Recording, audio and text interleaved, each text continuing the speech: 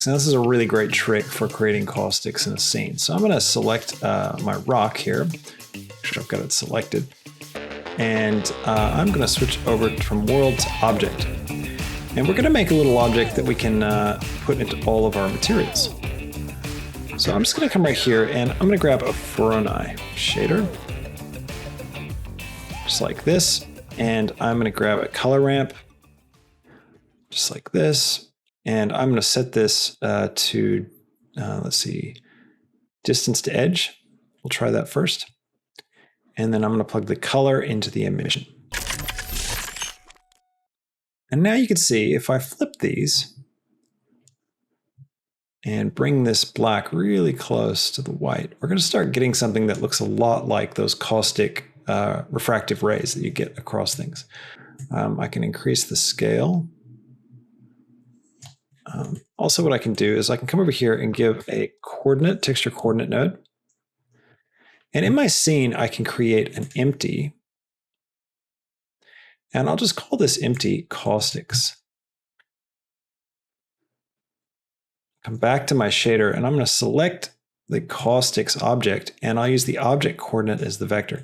This means that wherever this empty is positioned in my scene is going to affect the layout of this texture. So as I move this through my scene, it's going to move the caustics. And so we can animate that to help it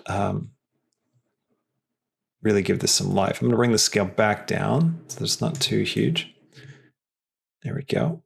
Now, next thing I'm going to do is I want to figure out what's facing up and what's facing down on our object. So I need to get a geometry node. And with the geometry node, just make a little bit more room here, getting a bit tight.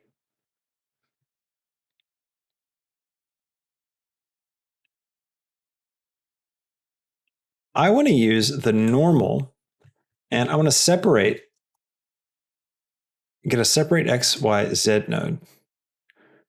And I'm going to plug this in here. And then if we look at the Z, I'll just plug this straight in the emission so you can see it and I'll explain what's going on.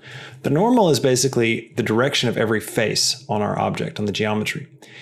So every face is pointing a certain direction. And what we've done is we've taken those directions and we've piped them into a separate X, Y, Z. And so we've separated out the Z, the X, and the Y directions that they're facing. And by just looking at the Z, we're looking at basically show us only the faces that are pointing on the Z direction. So it's showing us positive and negative on the Z right now. So white and black.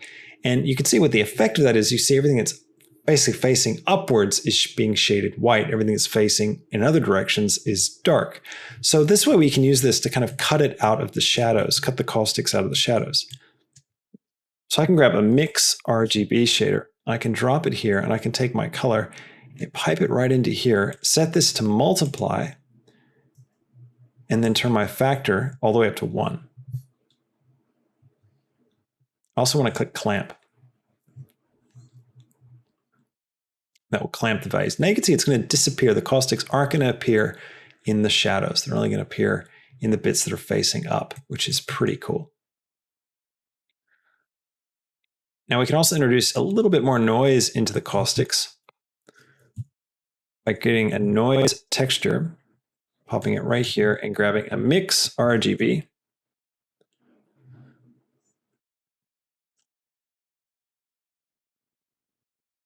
We can drop that right here. Sorry, this is getting very, very cramped. I'll pull this up so you can actually see what we're doing a little bit better.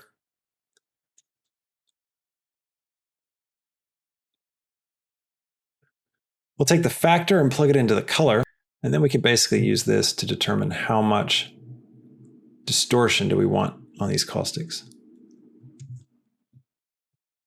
I'm going to turn my emission strength up to something like 2, and I'm going to come over to my camera tab. I'm going to turn on ambient occlusion, bloom, and screen space reflections.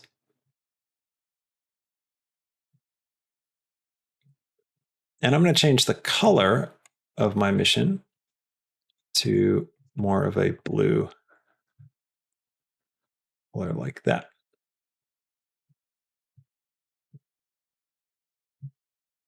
Now it wouldn't be perfectly even like it is here. So I need to put in a little bit more noise to this. So we're going to create one more noise node to do that. So I'm going to grab another mix RGB, throw it right here at the end. We'll grab a noise texture.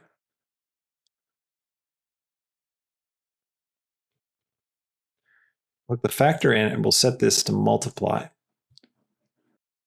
And I'm going to turn it all the way up. And then what we need to do as well is we need to create a bit more contrast in this noise texture. So we need to add a color ramp and just drop it in right there. Now you can see we can pull this in, and this is going to help create more variation. I'm going to set this from linear to ease. That will smooth that transition even further.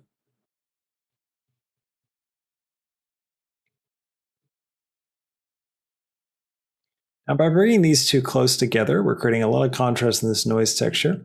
By multiplying it in by just 0.9, it means it's never going to go fully, not going to make it fully disappear. So there's going to be a little bit left.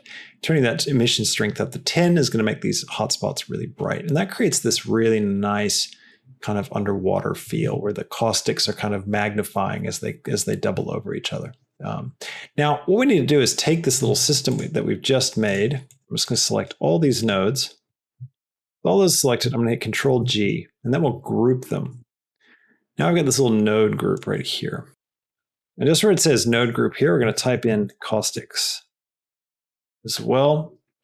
And now whenever we go Shift A, we can type in Caustics. You can see it pops up as a node. So that means I can come over to my coral shader, go Shift A, type in Caustics. There it is. I can plug it straight into the emission. Do the same for the brain coral. The only trick is I have to make sure I set the emission to be the same as what I've set on my rocks, which I believe is 10. Thanks again for watching this. Don't forget to hit the subscribe button and hit that like button as well. If you want to find out more things that are coming down the channel, make sure you ring the bell to get notifications. And don't forget to check out the Patreon, where we've got tons of live streams, including a live stream, about a 2-hour live stream where I made a similar image to this. We prototyped this scene, and I explored a lot of different options. They're really great value if you want to get a lot more tips and tricks. You go check those out. Thanks again for watching. I'll catch you in the next tutorial. I'll see you later. Bye.